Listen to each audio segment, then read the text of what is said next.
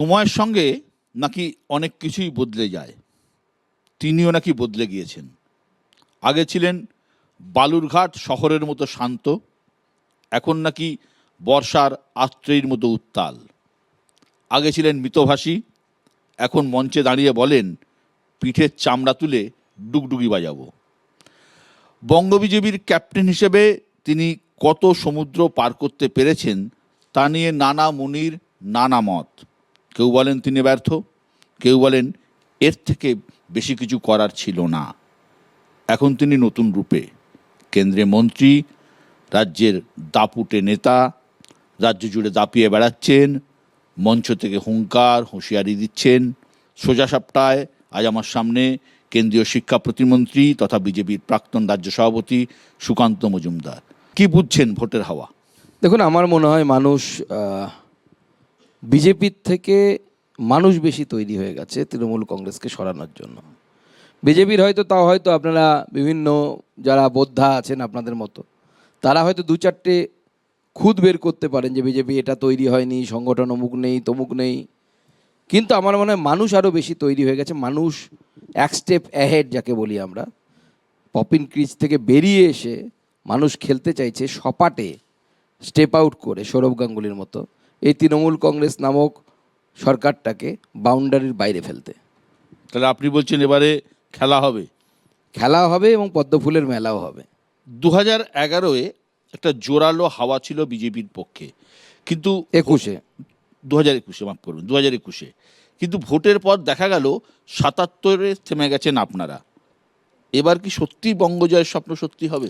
দেখুন, 2021 আর বর্তমান সময় কতগুলো পার্থক্য আছে। আপনারা যেহেতু প্রতিনিয়ত রাজনৈতিক যে প্যারামিটার্স বা রাজনৈতিক যে পরিবর্তনগুলো হচ্ছে, ডেভেলপমেন্ট হচ্ছে, আপনারা লক্ষ্য করেন। বিজেপি 19 সালে 18টা সিট জেতে। 19 সালে ভোটে জেতার পর বিজেপিতে প্রচুর মানুষ বাইরে থেকে আসতে শুরু করে, যারা বিজেপির আদর্শ, বিজেপির পথ চলার পদ্ধতি তার সাথে অতটা পরিচিত ছিলেন না। তারা আসার পর একটা বড় হাওয়া তৈরি হয়, কিন্তু হাওয়াটা ছিল হচ্ছে উপরের তলায়, বায়বীয় বলতে পারেন। নিচের তলায় তার হলচলটা কিন্তু পড়েনি, বা মানুষের মধ্যে মমতা বন্দ্যোপাধ্যায়ের প্রতি তুলনামূলকভাবে ক্ষোভ কম ছিল এখনকার কম্প্যারিজন যদি আমরা করি। তখন তৃণমূল কংগ্রেসের কিছু মানুষের প্রতি মানুষের ক্ষোভ ছিল। তো স্বাভাবিকভাবে যখন আপনি দেখুন 19 সালে আমরা 18টি সিট পেলাম, 19 সালের গোটা বছর আমরা পাচ্ছি না, 20-21 সালে ভোট। স্বাভাবিকভাবে এই যে উপরে এত লোক এলো, তাদের অ্যাসিমিলেশন, বাংলায় যাকে আত্মীকরণ বলে বিজেপির সাথে, বা বিজেপির যারা এক্সিস্টিং ছিল স্ট্রাকচারে, তাদের আত্মীকরণ যারা বাইরে থেকে এলো তাদের সাথে হওয়া সম্ভব হয়ে ওঠেনি। ফলে বিজেপির যে গ্রোথটা হয়েছিল during the tenure of between 2019 and 21, that was not a organic growth. এটা অর্গ্যানিক গ্রোথ হতে পারেনি, তার ফলে আমরা জিততে পারিনি। প্রচুর সিট আমরা 5,000 ভোটে হেরেছি, 40খানা প্রায় 5,000 ভোটে হেরে গেছি। এবার বিজেপি তার থেকে অনেক বেশি একত্রিত, অনেক বেশি একজুট, এবং যারা সে সময় 21-এর রেজাল্টের পর চলে গেছেন, ঝামেলা মিটে গেছে আমাদের, যারা থেকে গেছেন তারা বিজেপির সাথে একাঙ্গীভূত হয়ে গেছে, বিজেপিও তাদের সাথে একাঙ্গীভূত হয়েছে। সেজন্য দেখুন, এবার আমাদের অন্য দল থেকে নেবার, নিয়ে এসে টিকিট দেওয়ার আমাদের কিন্তু খুব একটা চেষ্টাও নেই। এবং সেবার বিজেপি, আমার মনে হয় বিজেপি অ্যাজ এ পার্টি হিসেবে, অর্গানাইজ দল হিসেবে সেইভাবে তৈরি ছিল না যেটা এবার আমরা তৈরি আছি। মানে এই কারণে এবার আপনাদের প্রার্থী তালিকায় বাইরের থেকে মানে প্যারাশুটে নেমে আসা লোকেদের ভিড় কম, খুবই কম। সমাজের কিছু বিশিষ্ট মানুষকে আমরা দিয়েছি, যেমন ধরুন এখনো পর্যন্ত একজন সাংবাদিক, সে টিকিট পেয়েছে তারকেশ্বর থেকে। একজন ডিজি র্যাঙ্কের পুলিশ অফিসার যিনি রিটায়ার করেছেন, বাংলার বর্তমান প্রাক্তন ডিজি যিনি বর্তমানে রাজ্যসভার সাংসদ হয়েছেন, তার ব্যাচমেট আইপিএস অফিসার, তাকে আমরা প্রার্থী করেছি। বঙ্কিমচন্দ্রের পরিবারের সদস্যকে, পঞ্চম পুরুষকে আমরা প্রার্থী করেছি। নচেত আমাদের তৃণমূল থেকে নিয়ে এসে একদম টাটকা জায়মান কোনো ক্যান্ডিডেট কিন্তু আমাদের নেই। 2024-এ আমি নিজে বালুরঘাট গিয়েছিলাম লোকসভা ভোটের আগে। আপনার ইন্টারভিউ নিয়েছিলাম বালুরঘাটে। 2026-এ এবার ফের আপনি আর আমি মুখোমুখি হয়েছি। সেই সুকান্ত মজুমদারের সাথে আজকের সুকান্ত মজুমদার কতটা আলাদা? আমাকে তো নিজেকে একই রকম লাগে। আলাদা হয়েছে কিনা সে আপনারা বলতে পারবেন, বাংলার মানুষ বলতে পারবে, জনগণ বলতে পারবে, বিরোধীরা বলতে পারবে যে কতটা আলাদা। তবে আমার মনে হয় যে সময়ের সাথে সাথে তো প্রত্যেক মানুষেরই পরিবর্তন আসে। আমারও কিছু পরিবর্তন এসেছে, আসবে না বা পরিবর্তন হবে না এরকম তো সম্ভব নয়। তবে ভেতরে মানুষটা একই আছে। অনেকে বলছেন রাজ্য সভাপতির ভার আপনার কাঁধ থেকে মুক্ত হয়ে যাওয়ার পর আবার নতুন রূপে আপনাকে দেখা যাচ্ছে অনেক বেশি ঝাঁঝ, অনেক বেশি দাপুটে। দেখুন, রাজ্য সভাপতি অবভিয়াসলি একটা বড় দায়িত্ব, গুরু দায়িত্ব। তার অনেক কনস্ট্রেন্ট থাকে, তার অনেক করণীয় এবং করণীয় নয় এমন কিছু কাজের লিস্ট থাকে। এখন আমি অনেকটা মানে হাত পা ঝাড়া যাকে বলা চলে, তো স্বাভাবিকভাবে তার একটা লাভ, তার একটা বেনিফিট তো পাবোই। অনেক কিছু বলা যেত না, সেটা বলা যায়। অবভিয়াসলি আমি যখন রাজ্য সভাপতি ছিলাম অনেক কিছু বলতে পারতাম না, এখন আমি বলতে পারছি। আমার বাধ্যবাধকতা নেই। রাজ্য সভাপতি পদ বিজেপিতে অত্যন্ত গুরুত্বপূর্ণ পদ, এবং তার থেকেও বড় কথা সেই সময় আমার পার্টি তৈরি ছিল না।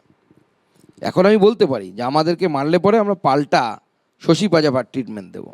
তখন আমি বলতে পারতাম না। 21-এর যে ধাক্কাটা আমাকে সামলাতে হয়েছে রাজ্য সভাপতি হিসেবে, কারণ দিলীপ দা যখন সভাপতি ছিলেন সেই সময় 21-এর পরাজয় ঘটে এবং তারপরে হামলা একদম এবং পোস্টপোল ভায়োলেন্স হয়। তার যে অনুরণন, এই পুরো আমার পিরিয়ডটা ধরে সেই অনুরণনটা গেছে।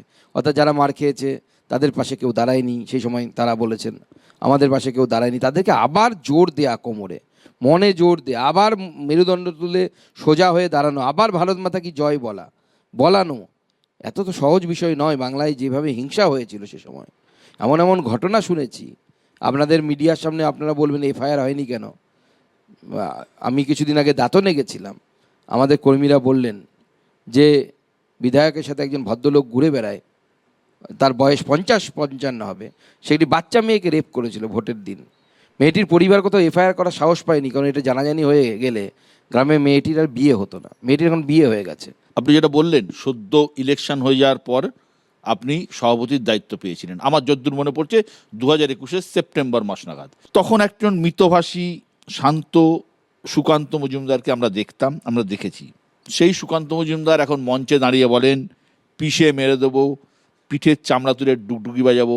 এতটা বদলে গেলেন কিভাবে? এটা আমি পুলিশকে বলেছিলাম যে যদি পিষি করেন বেশি, জনতা পিষে মেরে দেবে। আমি পিষে মারার কথা বলিনি, জনতাই পিষে মেরে দেবে পুলিশকে। কারণ পিষি করা তো পুলিশের কাজ নয়। পুলিশের কাজ হচ্ছে যে আমরা দুষ্টের দমন করব এবং যারা ভালো মানুষ তাদের আমরা রক্ষা করব। আমাদের পার্টির কর্মীরা যাচ্ছে ব্রিগেডে, আর পুলিশ এর চোখের সামনে আমাদের কর্মীদের উপর ঢিল মারা হবে। পুলিশ গিয়ে শাটার বন্ধ করে দেবে তৃণমূল নেতার রেস্টুরেন্টে ঢুকে, শশী পাজার বাড়ির সামনে। এইভাবে বেঁচে যাবে পুলিশ যদি ভাবে, তো বাঁচবে না। আমরা তো দিল্লিতে দেখি কত আইএস আইপিএস অফিসার চোখের সামনে দেখি আমরা, কই এরকম দলদাস হিসাবে তো কাজ করতে দেখি না তাদের। তারা তো মুখের উপর বলে স্যার এটা করা যায় না, এটা করা যাবে না, মন্ত্রীদের মুখের উপরে বলেন। আমরা দেখেছি কি অসহায়ভাবে একজন আইপিএস আইএসকে কাজ করতে এই পশ্চিমবঙ্গে। এই সংস্কৃতির বদল হওয়া দরকার। আর যে সমস্ত অফিসাররা এই সংস্কৃতির ধারক ও বাহক, তাদেরকে নির্বাচন কমিশনের উচিত কান ধরে রাজ্যের বাইরে পাঠানো।